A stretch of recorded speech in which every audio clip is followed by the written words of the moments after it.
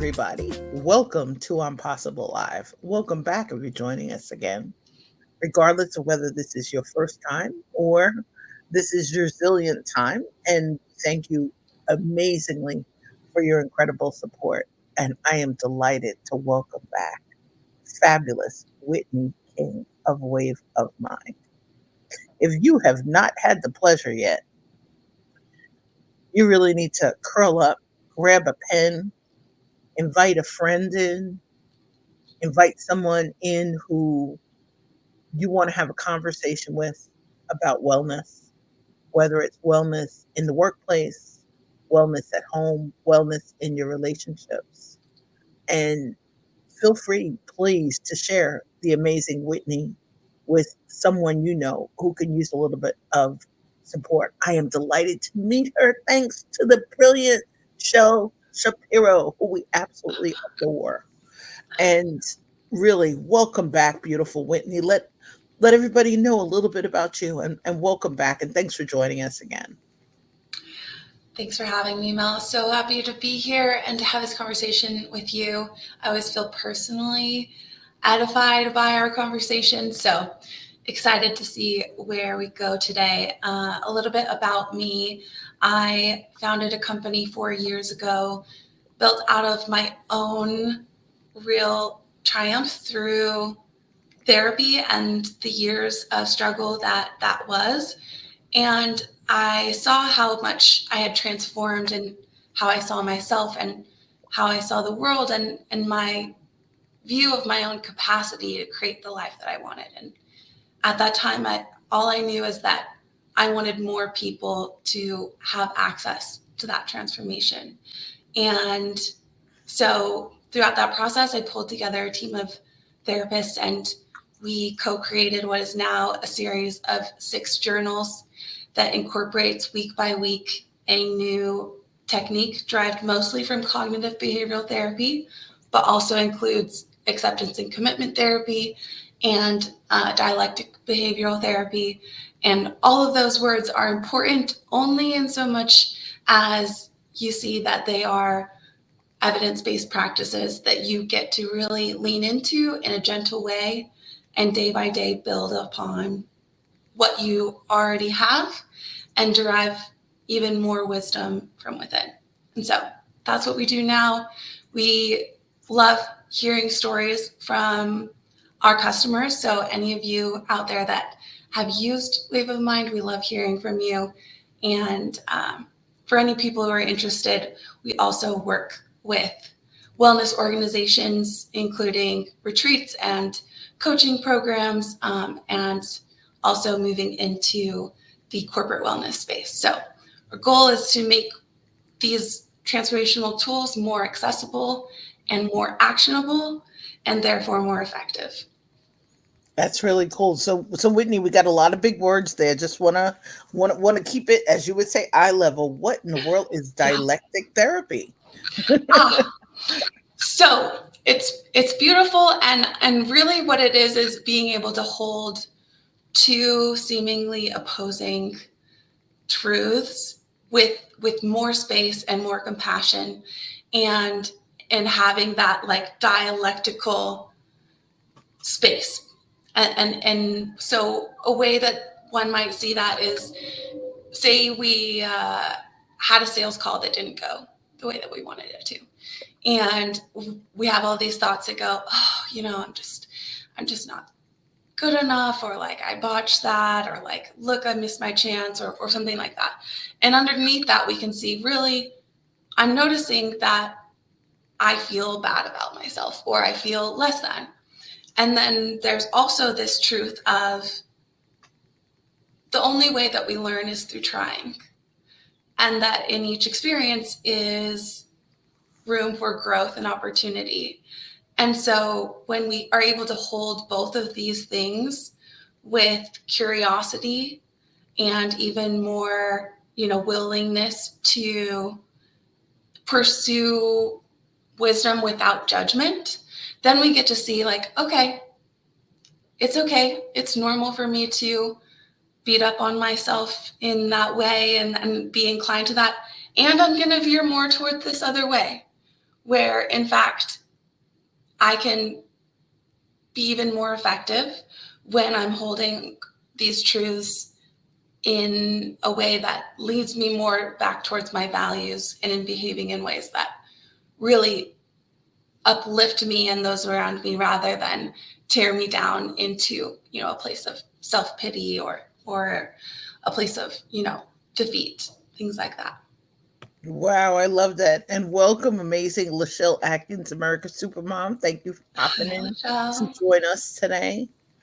I think I love that practice of holding space for two opposite things, because that's a lot of sometimes what we might feel internally, what we feel almost pulled into two different directions. Yeah, I remember as a kid kind of feeling a little bit devil's advocate without even intending to be.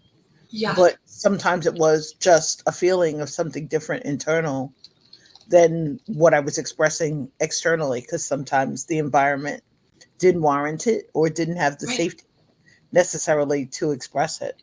So I absolutely Mhm. love that. And you also mentioned the acceptance part. Well, tell me more, tell us more about that. Yeah, so a couple of things, and I want to also just clarify that we're going to be talking about some of these tools in on a high level, right? Dialectical behavioral therapy has a lot more to it than what we've talked about, but just want to provide a framework for how we can approach these things. And dialectical behavioral therapy also has very specific applications in some cases and all that good stuff. When it comes to acceptance, one of my favorite quotes is by one of the people who we might consider, the father of modern psychology, Carl Jung. The quote goes, "Once I accept myself just as I am, then I can change."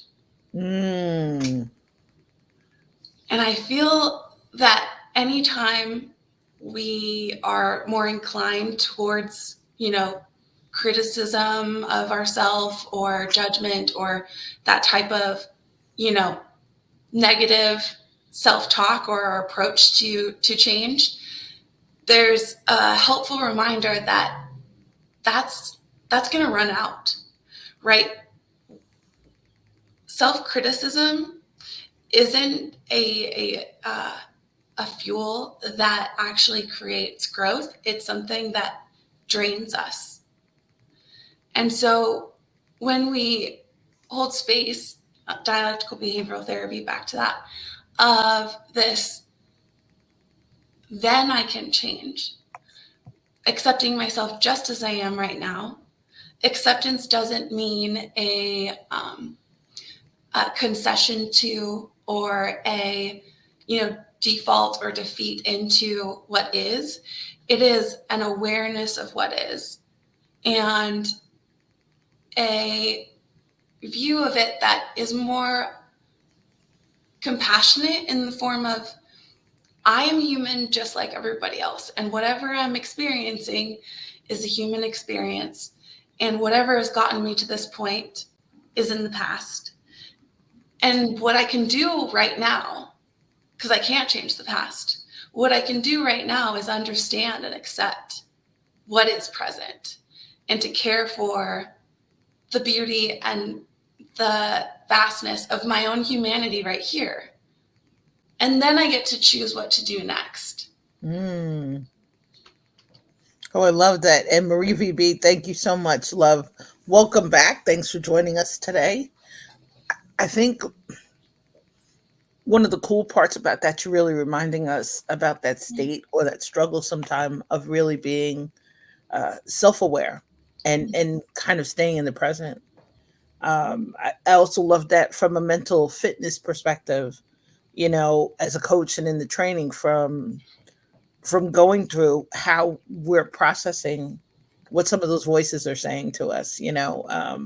Others would call it imposter syndrome. In mental fitness, we talk about the judge, about our saboteurs. But I love that you're just reminding us we really just need to be whatever that means. We really need to be, and to kind of define where where that is for all of us. Mm, Uh, I went live earlier in my group, and I haven't done it in a really long time. And I apologize, y'all. I still love you, but I think I went live, knowing that something had changed between the technologies I use and that the experience would change. And it reminded me when I popped in just to really be fully present. Here's exactly where we are. And I think right. that's the difference sometimes of going through some elements of self care or navigating our emotions or trying to identify good elements in the wellness journal. I'm Mm, delighted to have my green drink today, although they decided to make it a different way, you know, and ooh, Lark, I love it. Welcome, Lark. Thanks for joining us today. Lark saying, yep, that judge can be brutal, and awareness is key in having us be mm, more gentle with so good. ourselves. That is so true.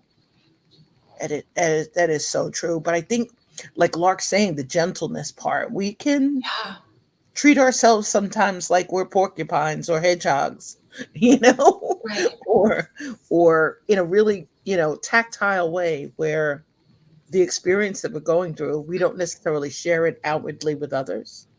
Uh, Mm, we may conceal it in life, at work, with our family, with friends in different organizations. And I think that part of really trying to build bridges mm, of techniques that we can tap into, whether it's mental fitness, whether it's yeah. wonderful stuff like your journals, because I absolutely love it. And you'll laugh. Your journals cause me to locate the old copy. Oh, amazing. I love So that. I'm delighted to be, certified in trust, and part of it that Yvette Bethel of Organizational Soul, who just had an amazing, amazing retreat and series of events, that this was one of the things that I picked up Mm, to really start looking at my emotions.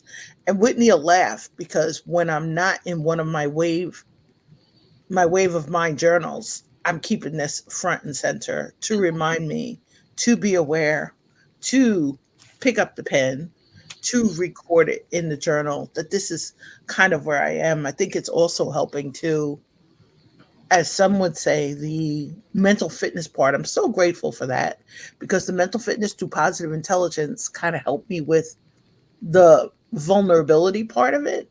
mm, Trust work is really helping with transparency and a desire when to be transparent.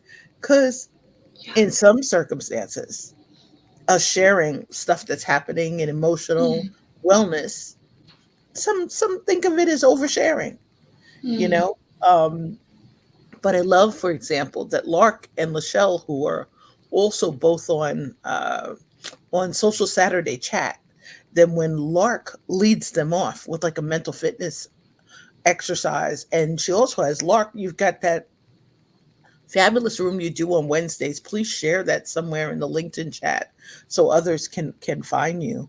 But Lark really holds, like Whitney, you do the same thing, and Lachelle does it too. I have to really thank the three of you. You're fantastic at helping us hold space for wherever we are. And I missed that part of the lesson as a kid, as the workaholic in environments where we weren't encouraged to necessarily share the healthy things that we did.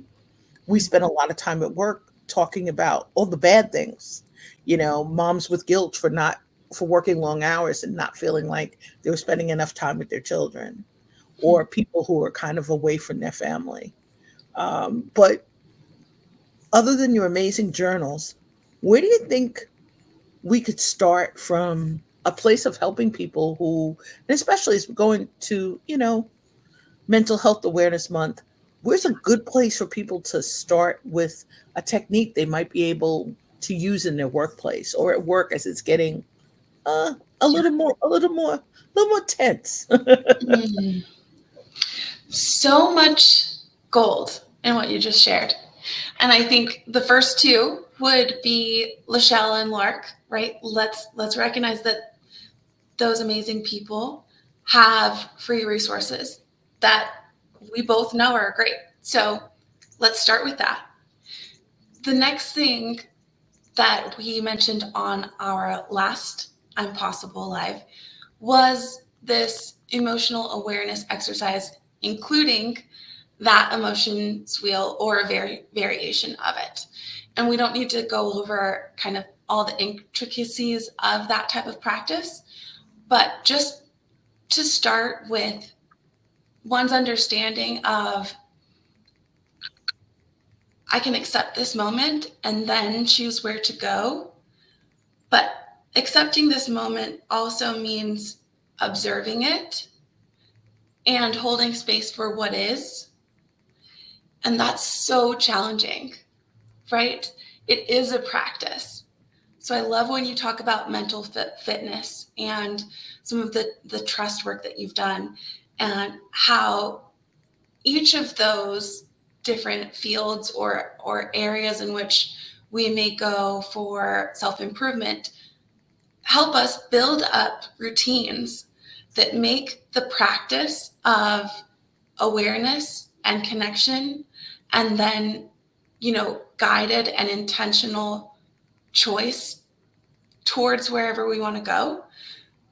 This is something that we just get to practice over and over every day, hundreds of times a day, to the point where it becomes less and less challenging.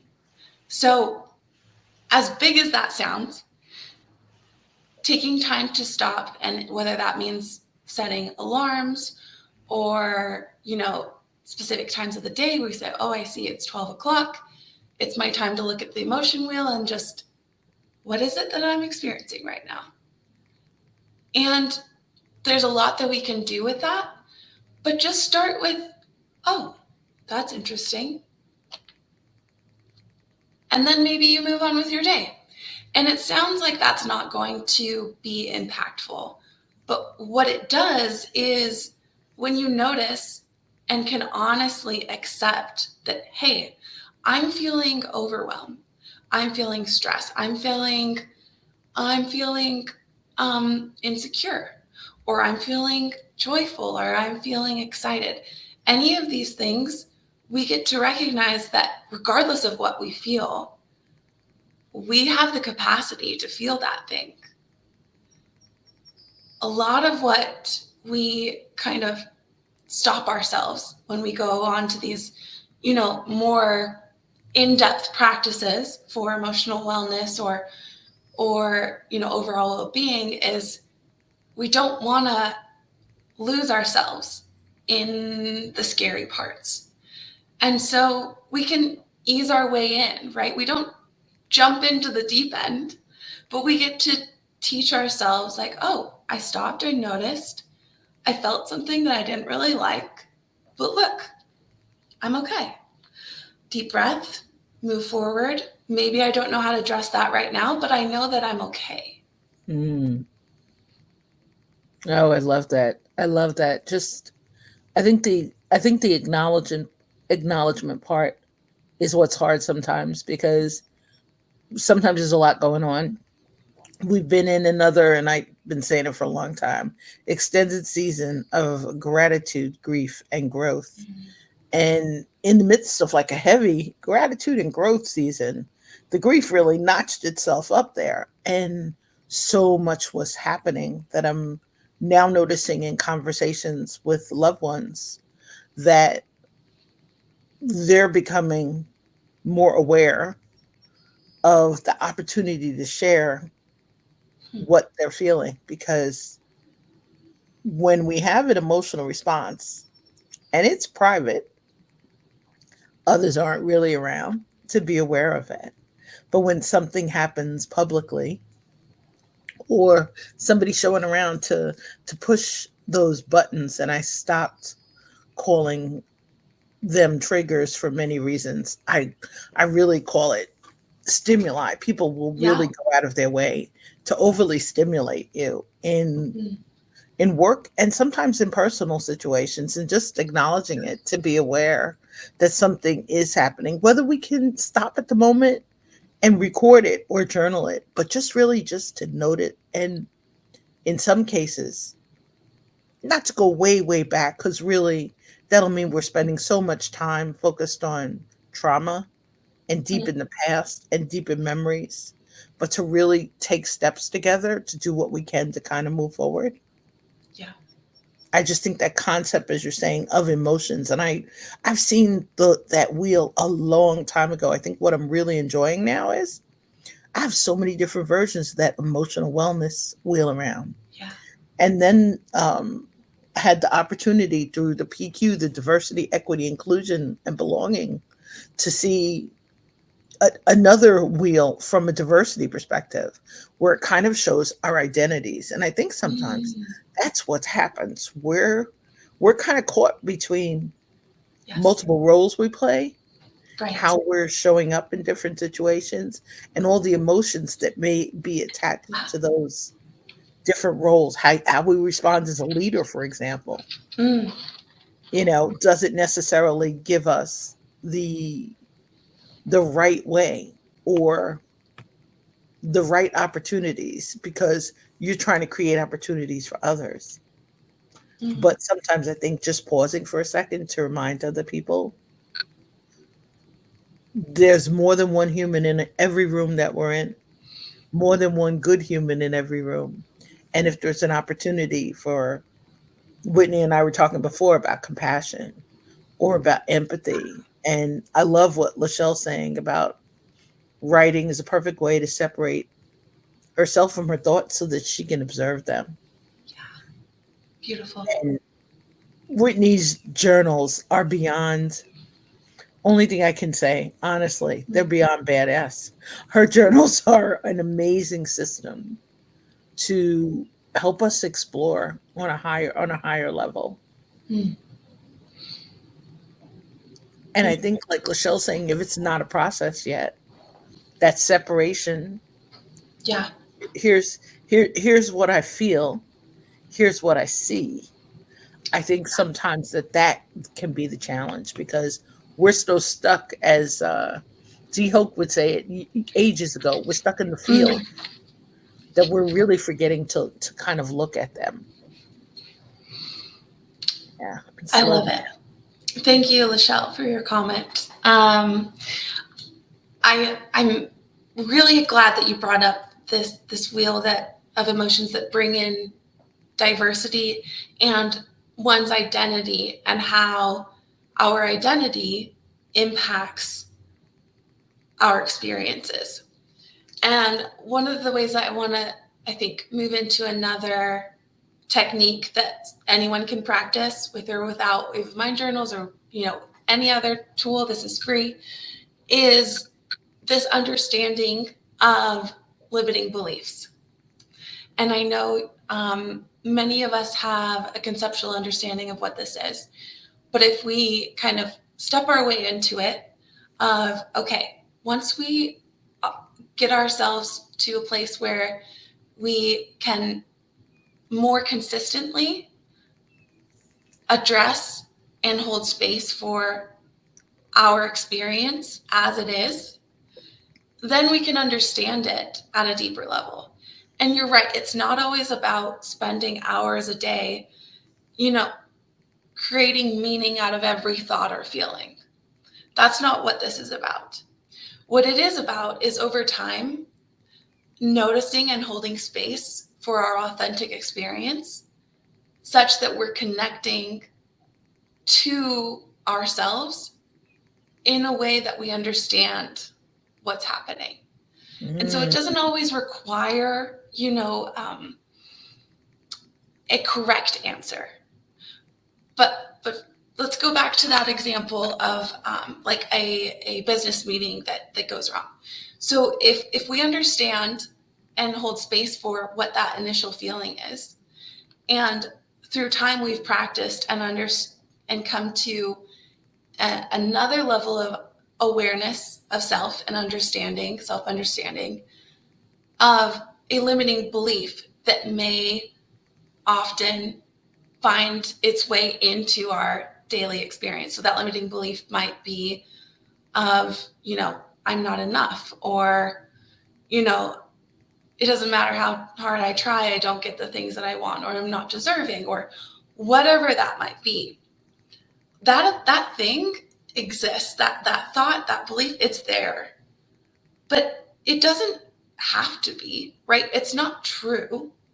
It just happens to have been either imposed upon us, or it's a way in which our nervous system um, protected us by being hyper vigilant of what was going on around us, and saying, the judge, the self critic, I'm going to tie back to this thing to make sure that, you don't make us unsafe.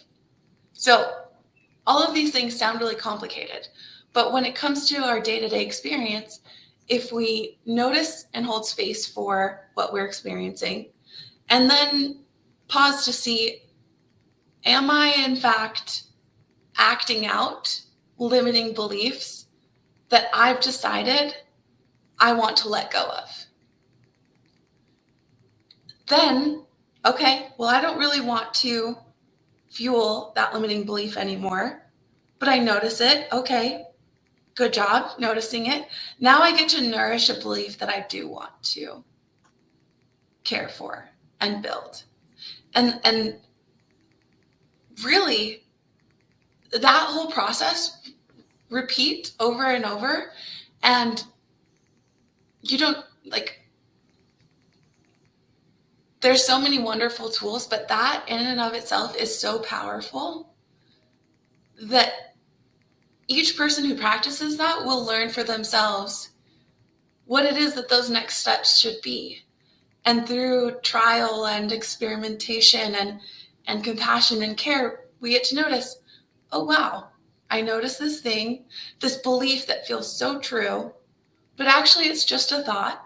And I don't have to live under that operating system anymore. I get to decide what I want, and I get to decide how I project that new belief moving forward. And even if it's just for a minute, it matters. I absolutely love that. You're reminding me too, in the practice of mental health and mental fitness, that positive intelligence encourages you to do these PQ reps to kind of Mm, set times throughout the day that you're pausing. But I love what you're saying because it's a matter of noticing that something's a little bit different. yeah. And sometimes if we're not in environments where others hold a space for us to share those observations or to deal with our own when we have it, that the reminder internally to try and create that space Mm-hmm. are is a way not of negating the power of some of the limiting beliefs, Right. but it can switch the lane they're in, and and switch the track of where we let them take us. And in some cases, as you're having a day where there's a lot of things and it really lifts you up, or you're having a day where you just need some more space. I knew today I needed more space for me. I really did. It was one of those nights we had like a 30-degree temperature change Wow. between Saturday night and Sunday, and I knew it was going to get warm, and then it was getting warmer again today. And in the process of trying to change the thought, I was like, you know what? Just need to open up a window. Need Mm-hmm. that.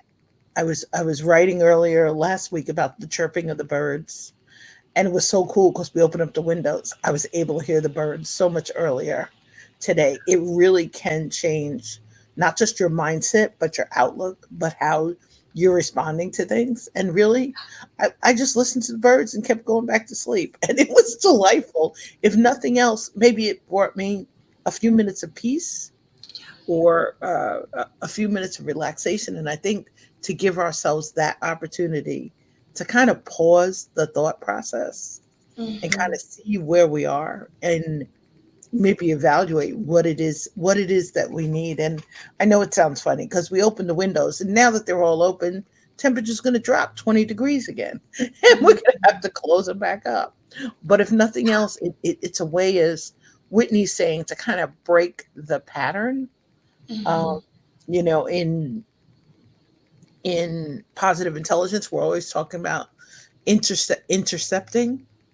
Yeah. And doing it from a neuroscience perspective. But I love what Whitney's saying because it's reminding us we're really in charge of this, even when it Mhm. doesn't seem like we really have the power to be in charge of it. We really can, if not control, we can kind of shape what happens forward. Right. And not even from a feeling of, oh wow, I'm doing something in terms of toxic positivity. You're just Mm-mm. trying to find another way that really works well for you. Mm. I love that so much. And one of these days, I want to have a conversation about toxic positivity with you because there's so much in there that is important to recognize and discern from what is, in fact, compassionate. So I don't even know that I want to go down there because I don't want to. I don't want to kind of derail us from this conversation. Um, but would it be helpful if I shared kind of a series of questions that is included in one of our exercises that kind of Oh, ties please a lot of do. what we're Please talking about? do. Yes, Okay, please do. fantastic. So, just as kind of a refresher, this exercise is combining right emotional awareness and the practice of becoming more familiar with the beliefs that we have within us and what it is that we want to do about those beliefs. So, this exercise, I'm just going to read directly from it, is a part of a segment that's called Recognize, Rethink, and Reframe.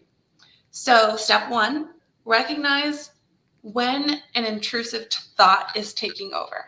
So, prior to this exercise within the journals, you will have learned a little bit more about intrusive thoughts as well as cognitive distortions. Step two, refer back to the emotions wheel and compassionately acknowledge your emotions. So, anybody who has this can do this for free, right? When you notice a thought that seems intrusive, recognize it, right? Pause. Step two, refer to an emotions wheel and compassionately acknowledge the emotion that exists. Step three, remind yourself thoughts aren't reality, and then identify the distortion. So, this step is helpful. It's not necessary in terms of identifying the exact distortion, right? Within these journals, you can learn to do that.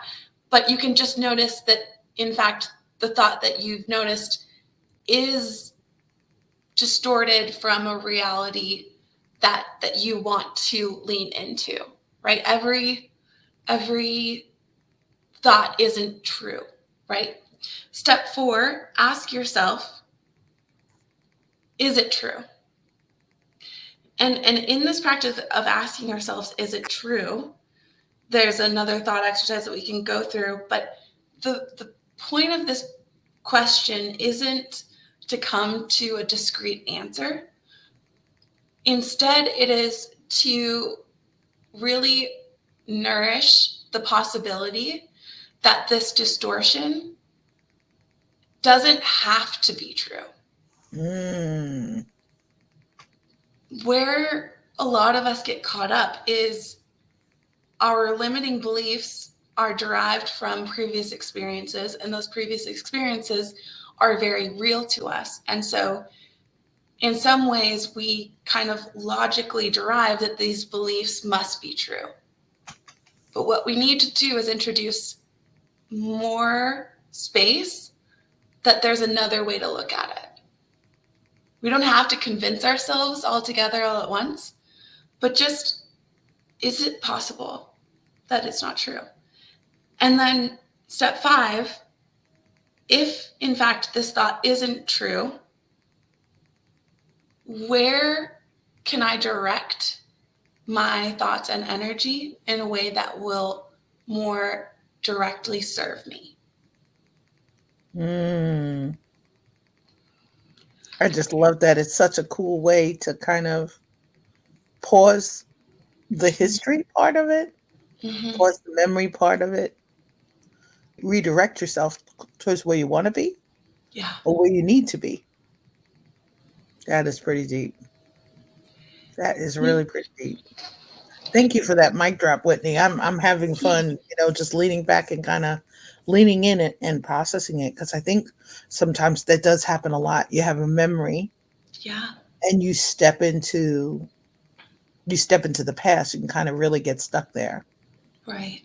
And I love that you're framing that around the limiting beliefs, but really in a way that helps us really determine, is this a reality? Right. Yes. Thank you for holding space for that. And I think maybe just kind of tying back to a little bit of the toxic positivity thing, what we can notice in that exercise specifically, but really in any exercise with the same intent, is the point isn't to just take thoughts that we deem as bad and turn them into good thoughts. The point is to pause and connect with what is and validate that experience. Validate that, oh, I'm experiencing this thing that feels really real. And then in that way that we talked about dialectical behavioral therapy does, offer another possible way to look at it. And it's not about criticizing ourselves for having distorted thoughts. It's about noticing them and caring for them and then offering another option.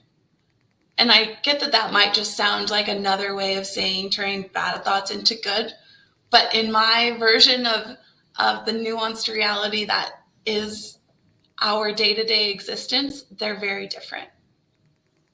I just love it because it's a reframe also, just having conversations with friends recently about my love for puzzles and Mm, about puzzle pieces and how we use them or we identify uh, different pieces by kind of moving something around, whether it's in the process of being creative or maybe we really just are working on an actual yeah, puzzle and trying to figure it out. And you're not necessarily sure that the puzzle pieces are in the bag you're holding. But right.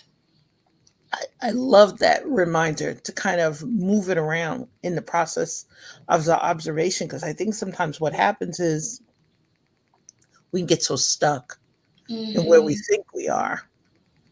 And Yeah, whether it's from a trauma perspective or something doesn't feel comfortable or it does feel yeah, toxic. But I love that you're just encouraging us to kind of be more aware of it, kind of lean into it and try and do it by holding space and to really create that habit ourselves of holding space yeah. the same way others hold space for us.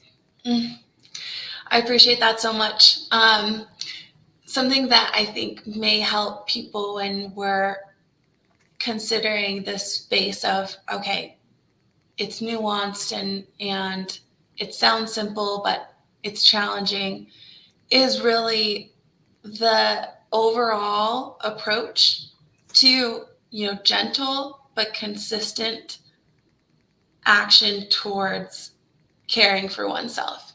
And there's Mm, not a right way, there's not a linear path, and there's not a external source that can tell us exactly what we should do and how we should do it. And we can gather up practices and lean on others who hold space for us. We can hold space for them, and we can try and experiment. And over time, it really builds up to huge change. So creating space for our emotions and recognizing that there is safety within us, and then learning these reframing techniques and ways in which we can challenge our limiting beliefs and replace them. And then, there's so many other exercises that are included in the journals or many other programs that we can just add on little by little. And it might seem too easy, but if it were really easy, everyone would have already done it, right? It just means we have to show up. And it doesn't have to feel painful. It might, but it doesn't have to all of the time, you know?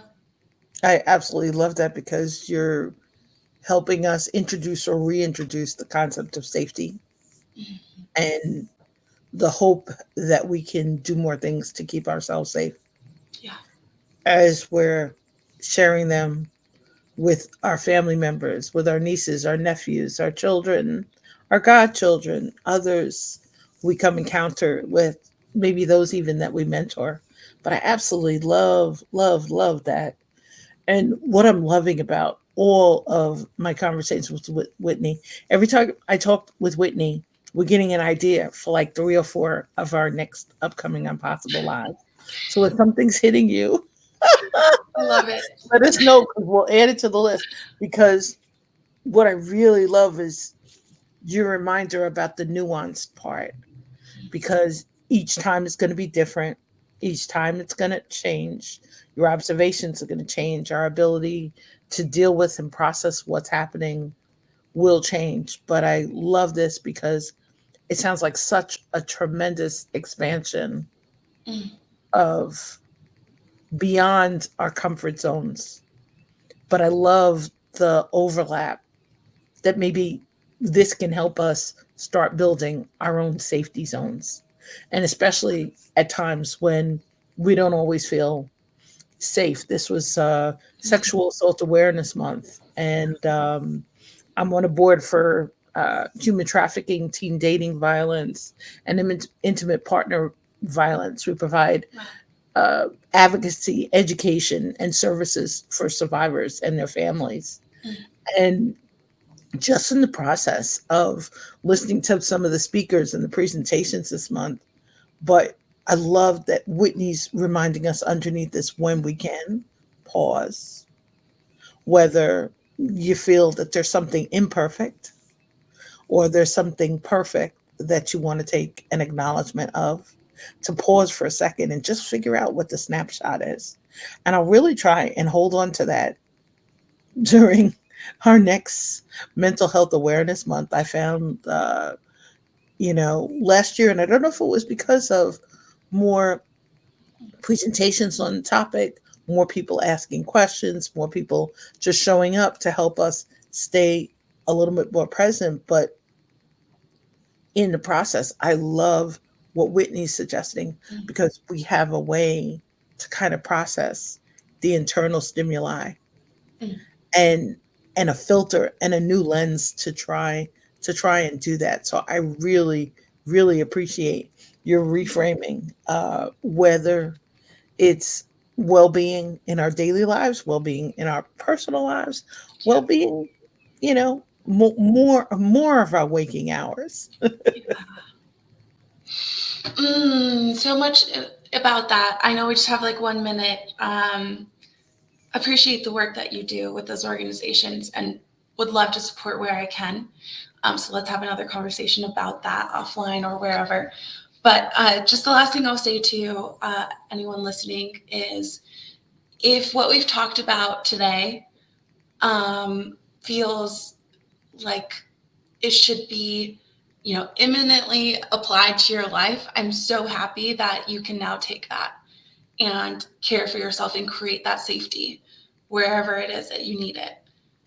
And that doesn't take away from all these other things that, in fact, we need to change. This is just for us. And if this sounds like, oh, that's a nice thing, but maybe I'm too busy, recognize that if you do this for yourself, you can show up for people in a way that you can't without it.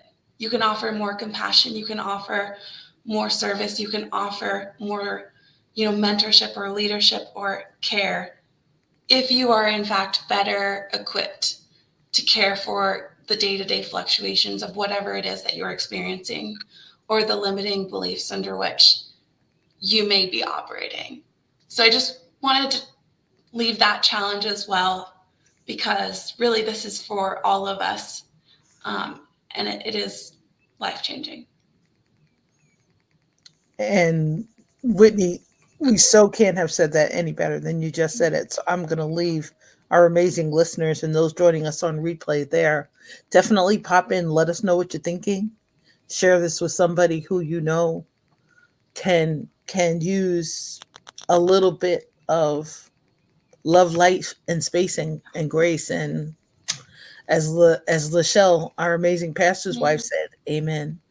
And really, all we can do is really, in the process of praying for peace for others, is try and discover our own inner peace, what that beat or that rhythm is. So, Whitney, thank you so much for Thank joining you. us again. I can't wait to continue Yes. our next emotional wellness journey, or toxic positivity conversation, or Mm, keep hitting on trust. But I just want to yes. thank you so much for popping in and joining us with your beautiful gems. And Thank you. Marie, thank you so much for joining us. I think in this process of trying to create space to pause, notice, be more conscious, be more aware, is if we could share this with one person who we know needs to hear it or feel it right now, or introduce them to wonderful Whitney and Wave of Mine. But I want to thank you again for joining us, and I hope you all have a magnificent day filled with opportunities and possibilities. Stay safe, and if you've been anywhere close to Oklahoma and all of those incredible tornadoes they've been experiencing, let's keep holding space for those who need to be in a safer environment right now. And take great care. Stay safe, stay well, stay inspired, and please stay in touch. Thanks again, beautiful Whitney. Thank you, Mel. You're amazing.